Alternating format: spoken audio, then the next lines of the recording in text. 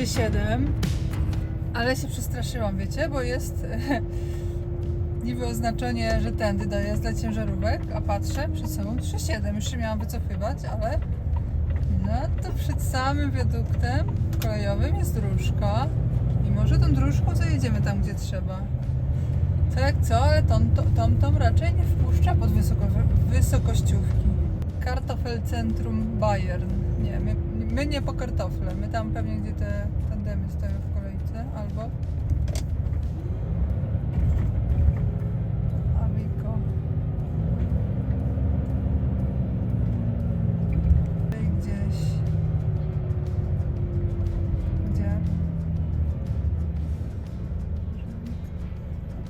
No nic, tu już potrzebuję Google'a. Cały czas mi się ta nazwa firmy kojarzyła, ale skojarzyła mi się dopiero jak tu zajechałam. Pager, pamiętacie rury? Pamiętacie jak mi box zepsuli?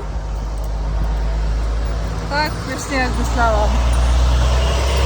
O Jezu, trzeba zjeść zawczasu, bo tutaj będzie bok, dach, 1000 pasów.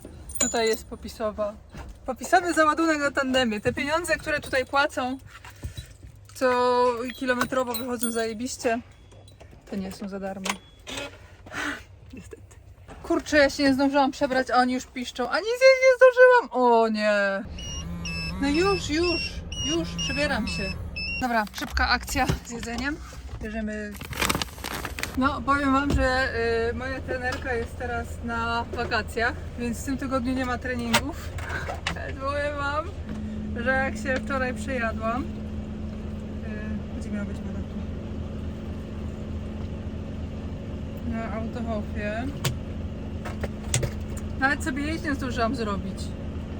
Będę miała spinać zaraz pod dach. Zakręcone? Zakręcone. A ja dzisiaj tylko kawa. Mam się jakiś śniadanko. Już wolniej jedziemy, już. Wow, aż gazuję. Gazowanej wody dolałam.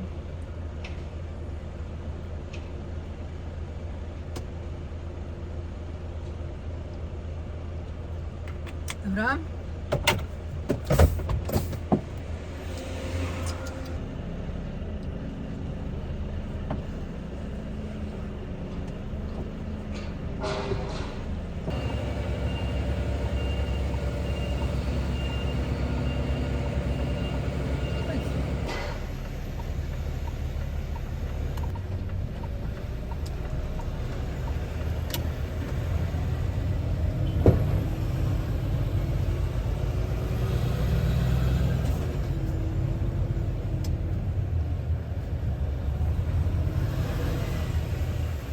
Here's okay?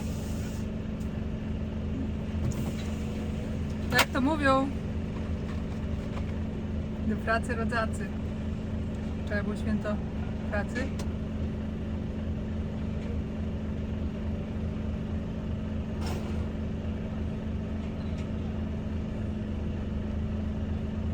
$500 kalorii. Stracę połowę zaraz. Do roboty. Budki robocze.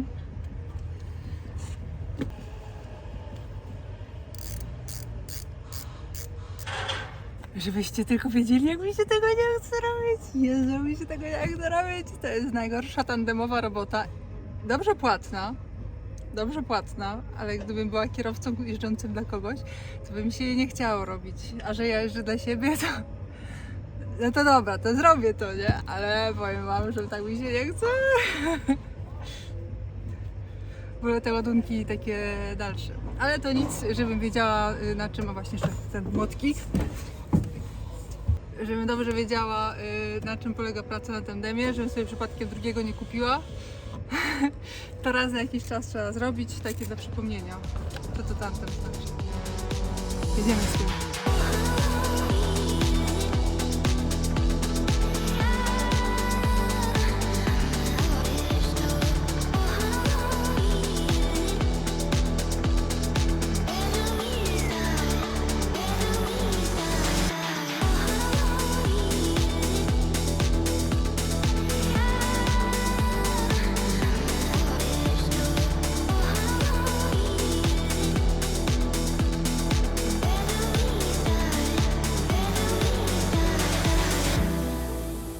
Całkiem sprawnie to idzie, popatrzcie, jeden rząd już załadowany.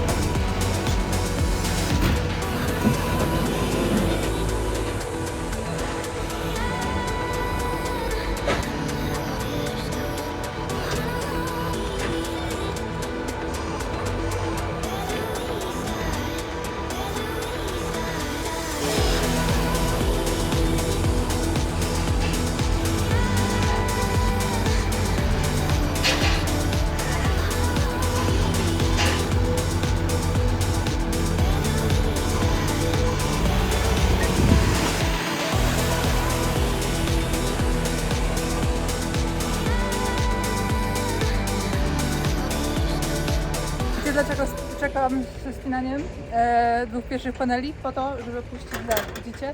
Bo skoro tutaj mam otwarte, jest dach podniesiony, to znaczy, że na tej belce też jest tutaj, gdzie tu jest? Tam się rozciąga, więc tam też jest podniesione. Generalnie jak ja sobie wsadzę deski poprzeczne,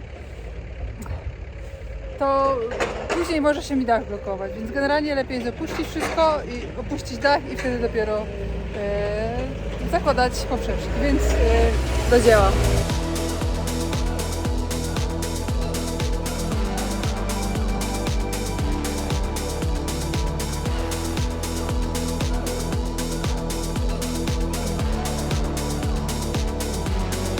Ta część gotowa do jazdy. No nie, jeszcze drzwi zamknę. Jeszcze tylko to. No dobra, skończyłam. Tutaj jest taka krzywizna lekka, w związku z czym drzwi mi się nie zamknęły, tylko te z tyłu takie stałe, a te łamane się nie zamknęły. Dobra, niech mi tu nie wieje.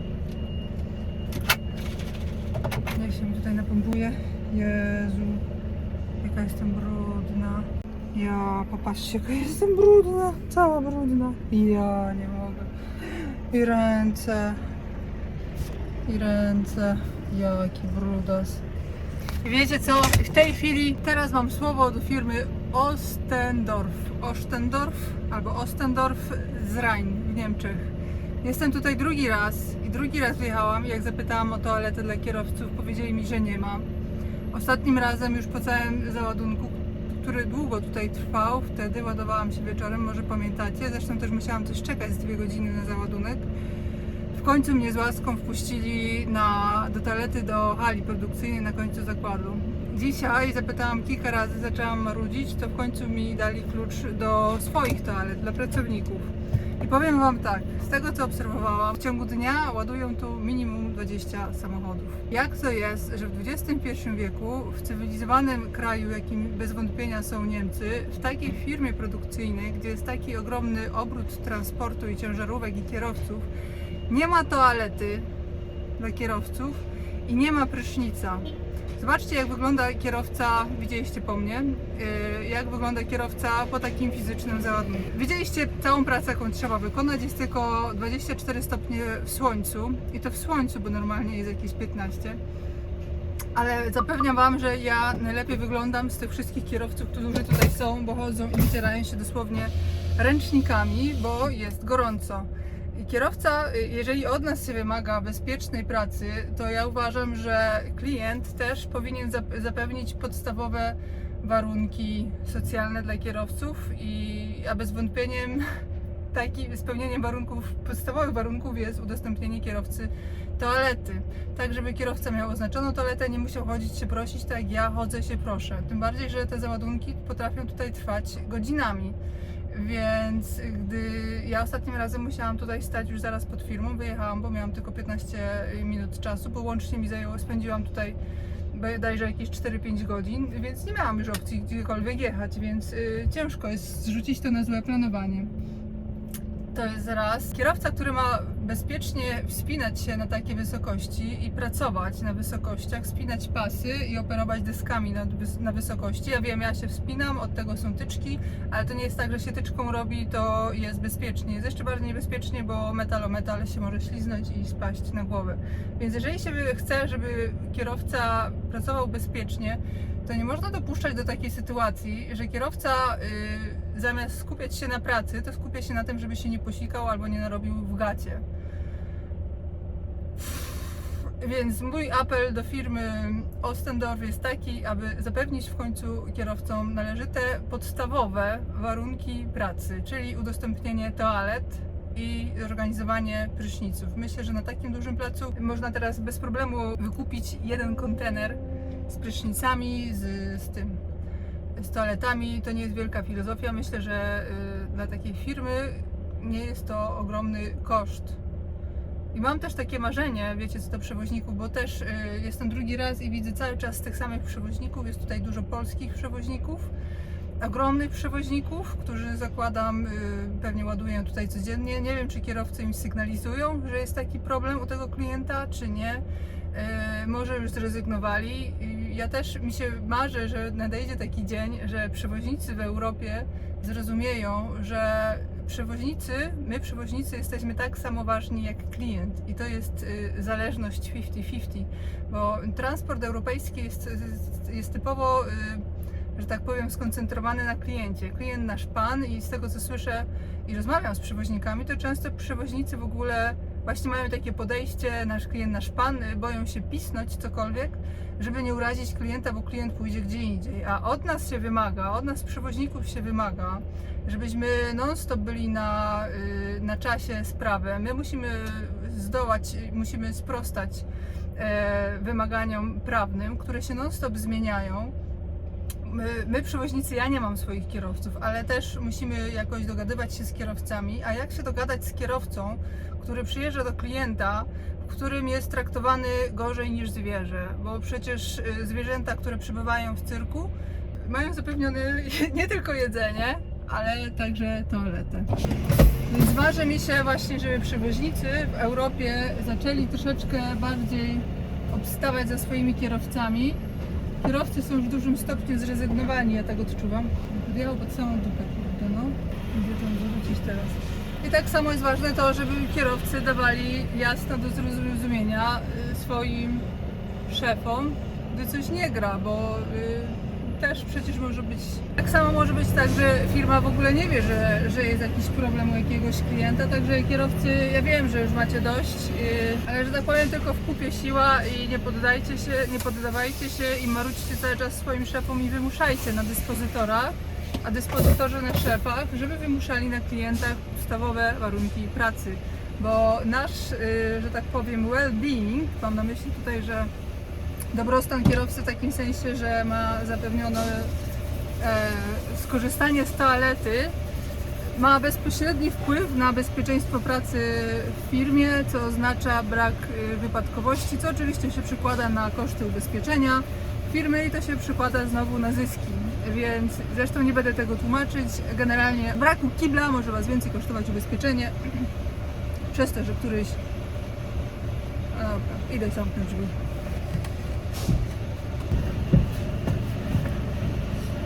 Generalnie chciałam po prostu podsumować, że transport, klient i kierowca to jest zależność.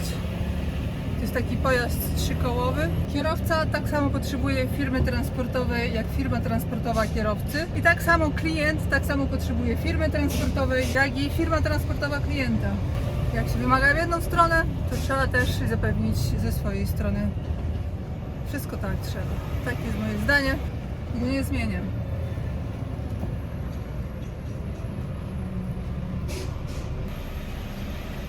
Danke.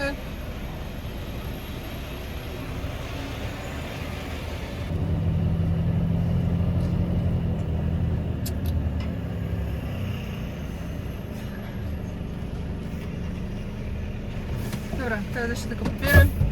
Zapomniałam nie mam pagera. Jeszcze jedno chciałam dodać. Już za chwilę rozgaduję. Wiadomo, że transport to jest transport, a szczególnie praca kierowcy to jest bardzo często praca fizyczna i słuchajcie, każda robota jest do zrobienia, ale warunki muszą być podstawowe spełnione. Dobra, jeszcze tylko papiery. Popatrzcie, jeszcze jedna kwestia na koniec. Jak ja mam teraz jechać w trasę, jak ja jestem cała brudna, spocona jak świnia, za przeproszeniem, nie ubliżając świniom. I ktoś powie, że na stacji benzynowej się można wykąpać. No tak, ale tak w kwestii tego, jak postrzegają nas kierowców zawodowych. Że my jesteśmy takie brudasy. I popatrzcie się, jak nas nie mają ludzie postrzegać za brudasów, jak ja mam teraz pójść taka brudna na stację benzynową i stać między ludźmi i prosić klucz do prysznica. Ja. Ja, drei. Ich gehe nach Toiletten.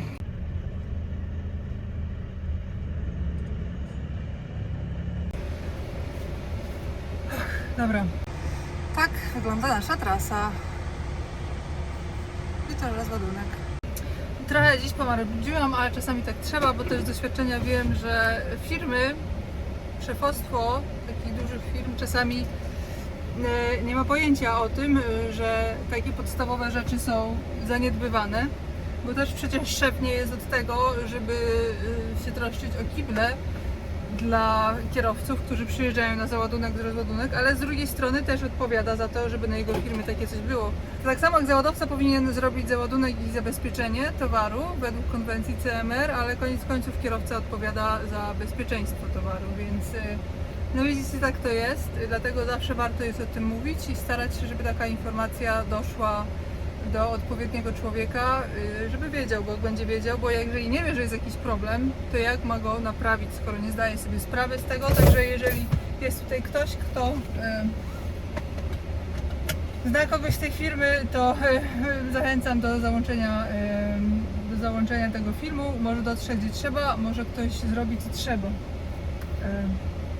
Tyle by było mojego marudzenia na dziś, zresztą ja sobie tak mówię, marudzenie, ale to nie jest żadne marudzenie, to są podstawowe prawa człowieka, bo to jest upokarzające dla nas kierowców, żeby przychodzić i się pytać, gdzie jest toaleta i usłyszeć, nie ma toalety dla kierowców. I później jechać takiemu brudnemu i stać w kolejce na stacji i czuć się jak jakieś zwierzę między cywilizowanymi ludźmi. To jest upokarzające i uważam, że my kierowcy zawodowi na to absolutnie nie zasługujemy i zresztą nie zasługuje na to żaden człowiek. Koniec kazania, starczy. Widzimy się w kolejnym odcinku. Pozdrawiam, cześć.